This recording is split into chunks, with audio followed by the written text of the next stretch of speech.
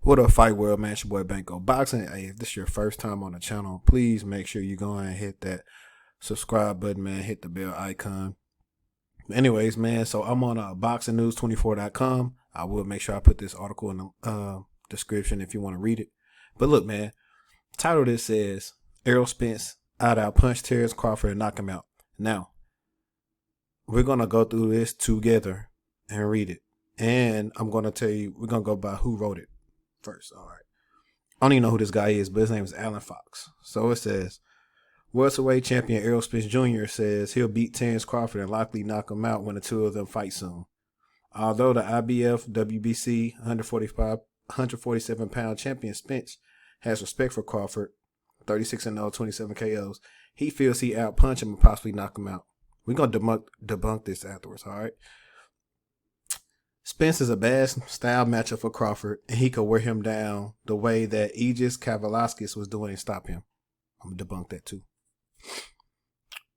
Crawford will need to slug against Spence. Spence is more rugged and a classic knockout artist than Crawford. For Crawford to have any chance against Spence, he would need to revamp his game. Switching stances and counterpunching isn't going to get the job done for Crawford.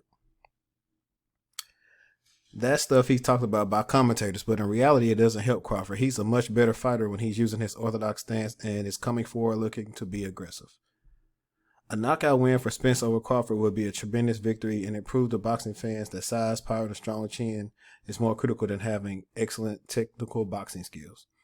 The way that Aegis Kavaliauskas was able to hurt Crawford and drop him in last December makes Spence believe that he'll knock him out. Spence also notes that little Yuriorkis Gamboa was able to hurt Crawford in their fight in 2014.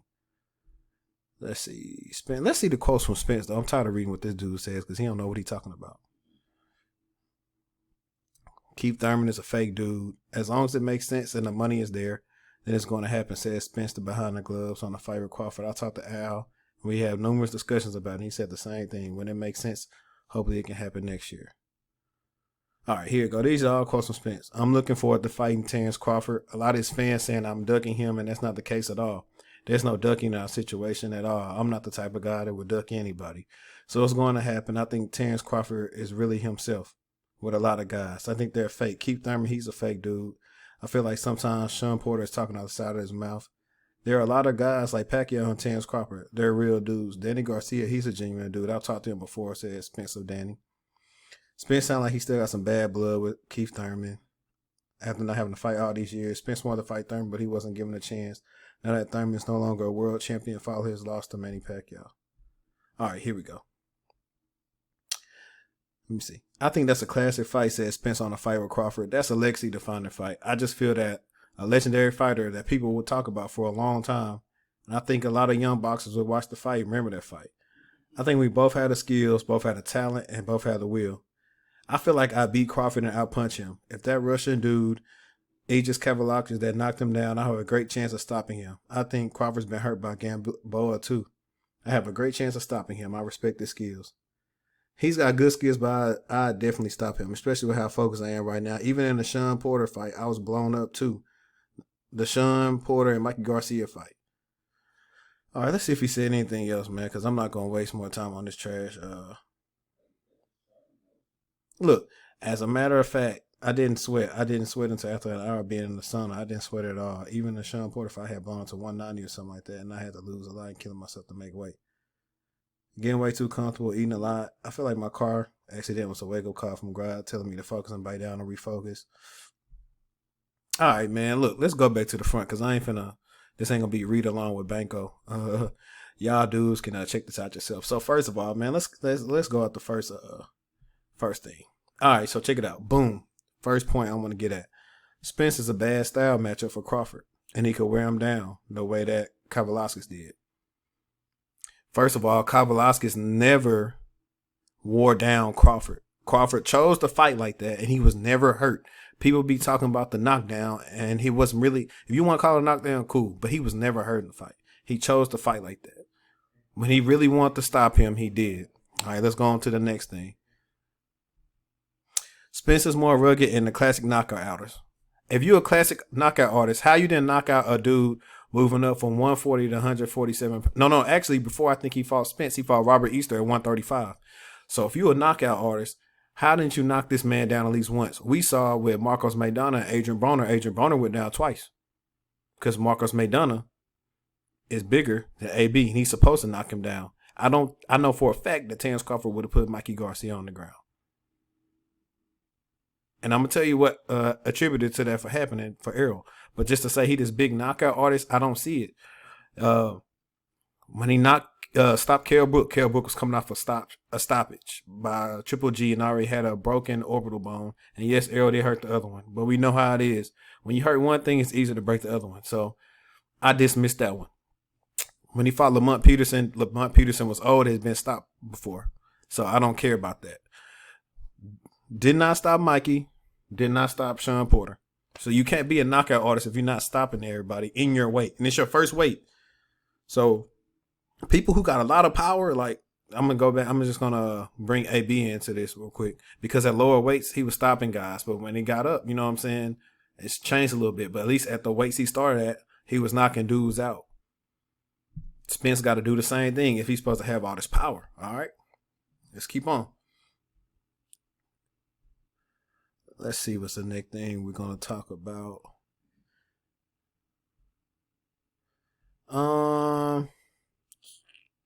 2021. First of all, what you mean it don't make sense? Bro, check this out. Crawford got a belt, you got two. It makes sense.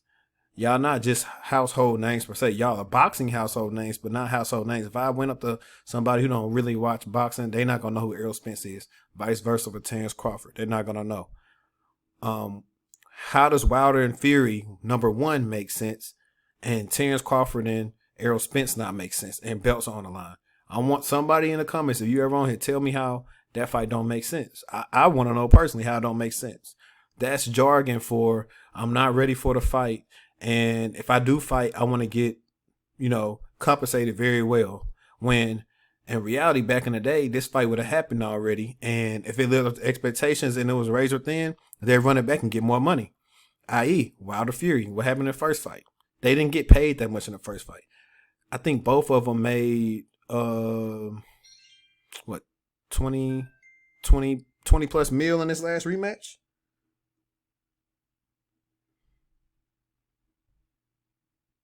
So, you know what I'm saying? It makes sense. You can't always look at the short term. Look at the long term. Like, at the end of the day, if it's about being the best, like, this the only sport you can do that in. LeBron can't say, hey, it don't make no sense for me to play the Clippers. Or whoever the best team is, he got to face. You got to face the best. Football, face the best. Tennis, face the best. Hockey, face the best. Any other sport, you got to face the best. Boxing is the only one you can maneuver around and use jargon or whatever you want to use to get out of fighting somebody. All right, and then he was talking about looking forward to fighting Bud, but he talking about I ain't ducking. Dude, 2 years, I think it's 2 years ago when Bud pulled up on him. No. Errol Spence came to, what's it, Maurice Hooker fight or somebody fight in Oklahoma or Dallas somewhere. All the welterweights told Terence Crawford, hey, get a belt and we'll fight you. Get a belt and we'll fight you. They've been saying that for years now. Now, if you got an opportunity to fight a smaller guy, and he's supposed to be easy work and you'll stop him, why not fight him then? He got a belt. They still ain't really trying to fight him. It makes sense. Al will make the fight happen if you really want the fight to happen. I don't have to go back. If I want to go back to Wilder and Fury, I can. Shoot. Adrian Broner, Marcos Maidana made the fight. Floyd and Pacquiao, when their fight really wanted to be made, fight was made. All right. And then I'm going to get on just a little tad bit of Keith Thurman. He's saying a fake dude, but he doing the same thing to Bud that Thurman did to him. And technically, Thurman really didn't do it to him. Verbally, yeah, he was like, the fight ain't big enough. But that's up to Al. Al and them got to make these dudes fight each other. Al should have said, all right, we're going to send you an offer, keep the fight, Errol. He never got an offer. So at the same time, people mad at Keith Thurman. That's the reason why they went against Keith Thurman fighting Manny Pacquiao. But at the same time, you could blame Keith, but you can't, because they did the same thing to Keith coming up when he wanted to fight the Maidanas, the Paulies. He wanted to fight the Floyds. He wanted to fight all them dudes, and they did him the same way. So At the end of the day, you got to put some of the onus on Al Heyman. You can't always just be mad at Keith Thurman. Verbally, yes. Verbally, he's told you, I did not want to fight Errol. It ain't worth my money right now. If I'm going to fight Errol, I want to get paid for it rightly. And that only happened because they was overpaying him for lower level opposition. So what you think? It's just like in the real world, when you get a certain type of position and you making money, whether you doing a lot, not a lot or a less. I worded that bad. But anyway, it's the same thing. When you're doing that, you know what I'm saying? You want to get paid. If you go to some other job, oh, nah, I'm making 100 G's doing this. I'm not finna take an offer for 75. And that you well within your right to do that. So your job, overpaid you probably for something, and this job probably know your real worth. But at the end of the day, you're not going to go backwards in life unless you absolutely have to. So, I mean, at the end of the day, he can feel a way about Keith Thurman, but he doing the same thing to Bud. And Spence has contradicted himself a lot because he's the one that started the side of the street talk. And that's facts.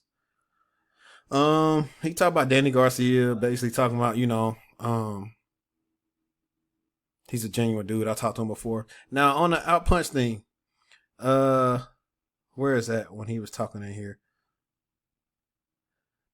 I don't really want to touch on that. I want to talk about him, his weight issues, because people always kill Adrian Broner for this. But Keith balloons up, Danny balloon, all of them balloon up, and the reason is, and I said this to Wood on Wood channel. Shout out to Wood, man. PBC don't have a fight schedule for these dudes, man. So they not professional enough to hire them a nutritionist and a personal chef with all the money they making to stay in shape. Like, look, stay ready so you don't have to get ready. He right here, he talking about how he got to 190 pounds and he had to blow out his weight for Mikey Garcia. You know what I'm saying? He said the same thing for Sean Porter, but I really don't want to hear that, bro. Be a professional. If you say you're going to outpunch Terence Crawford has never came in out of shape. You always see that dude in the gym. He's always ready. So for him to think that he's going to come in a better shape than Terence Crawford is a lie. And Errol has changed strength and conditioning coaches. Number one, he was in way better shape with Blu-ray. I think Blu-ray was cooler with him. Blu-ray probably had more of a no-nonsense policy with Errol Spence and was like, hey, man, you gotta get in shape, bro. Like, nobody want to hear that, oh, man, I got too big and this and that. And talking about, and here talking about, I think somewhere down here, talking about his wreck. And it's a wake-up call, dude, but you still out partying and stuff. You know what I'm saying? You're a professional athlete. I'm not talking about anybody, bro. You already know you got to come back sometime this year. Your body is your temple. Your body helps you make money. You make money with your head, feet, and arms. I mean, head, feet. Yeah. My bad, man. It's been a long day. This quarantine getting to me. But you make money with that, bro. As far as we know now, and as far as we know, Crawford could be, a drunk behind the scenes, but he never let us see it in public. You know what I'm saying? Crawford probably feel like, if it really gets down digging into that well, he got more to pull from than you. Because he probably feel like he live a cleaner lifestyle. He ain't having to lose 30, 40 plus pounds when he going to camp. See, the issue is with Errol, and I said this too to somebody. I said he needs to get with like Coach Kevin Cunningham or something like that. He needs to get with somebody to where they do real camps over there. They got a house and they got a chef and this and that. Monitor him, eat. Coach Kev gonna be strict. He not gonna treat him like no star. And that's how he can get working on getting better. Like, Errol hadn't really had a chance to work on getting better. When you gotta lose this much weight, man, you can't work on getting better. You're losing weight. You're fighting, but you're losing weight. You're not sharpening your skills. And it's only a handful of people that notice that on YouTube. It's only a handful of people. You know what I'm saying? It's a lot of stuff that Errol can improve on. But when you come out of weight so much, you can't work on it. It's one of the reasons. It's also a reason how. I'll touch on that in another video. I ain't gonna touch on AB. I'm gonna make an AB comeback video myself. Yeah, look, hey, shout out to CJ. So CJ say this all the time. I'm going to read this right here. Spence said, I got a lot of people to prove wrong, says Spence. There's been a lot of things people been saying on YouTube. Is he still going to be the same? Is he going to fight the same? Is the reflex is going to be the same? So I still have a lot to prove in the ring. And other people that I'm still Errol Spence. These dudes watch the videos. Granted, they probably ain't seen me. Sometimes fighters on Twitter see my posts and stuff like that. But these dudes watch YouTube. And sometimes they feel away and it strike a nerve because we ain't got no horse in the race. We ain't got to, babysit nobody's ego. If we feel like, you slacking or whatever you doing, the real one's going to call it out straight down the middle. I believe Errol Spence actually can get better than what he already is. Truth be told. But I just be keeping a buck when it comes to Bud, because Bud has did this on a high level through multiple divisions. None of these other welterweights have did that besides Danny Garcia. So that's the reason why I'm up on more on Bud than I am on Errol. Now, if Errol clear out this division and clear out 154, you know what I'm saying? Errol is the truth. I won't call him ENJ no more. But yeah, we are doubting Errol after his car crash, man. Like you said, man, we gotta see how he came back. Definitely gotta see how Errol came back, man. But pretty much, to sum this up, Errol said he gonna outpunch Crawford and knock him out. I don't think that's the case. I don't know if he really watched the Mean Machine fight and he just gone off highlights, but he was letting Mean Machine do that. Errol, like, some fighters are smart. They'll try to look vulnerable just to get a fight with you and then show you something different. Like, Bud has different wrinkles. Bud can do it all, and Bud is a dog in there. He's mean. You can't name a fighter he didn't stop at 147. Say what you want. Jeff Horn was a big welterweight, and he stopped him. Ragdoll Jeff Horn. So for him to just think he gonna be big and do all this and that, and Alan Fox talking about broad strength and size can beat, excellent boxing skills. They around the same size, bro. You know what I'm saying? At the end of the day, it's probably not gonna be no rehydration clause on Errol since he's a unified champ now. So he might be 157, 160 fight night, maybe more. But at the end of the day, they around the same size. Bud always coming in shape. I just want to see the fight. We kind of talking about it too much. We don't. It might happen in 2021 now, just because boxing has lost so much money. They got to make money. Coronavirus, COVID-19, has stopped a lot of this stuff. But I'm gonna end it right here, guys. Hey, y'all be the judge. Y'all let me know if y'all think Errol Spence could knock out Terence Crawford. Only chance to me is if Crawford really just fought reckless and got caught. But that's how I feel about this situation, man. Appreciate you for checking out the video. Share this on your social media. Like, dislike, whatever you want to do, man. It's your boy Banco Boxing, and I'm out.